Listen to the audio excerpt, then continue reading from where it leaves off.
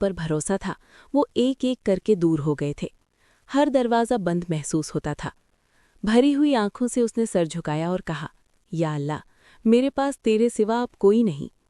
دن گزرتے گئے، بل جمع ہوتے گئے، حوصلہ کمزور پڑنے لگا، مگر ایان نے نماز نہیں چھوڑی، چاہے دعا لفظوں میں نہ ڈھلتی، آنکھوں سے آنسو بن کر بہہ جاتی۔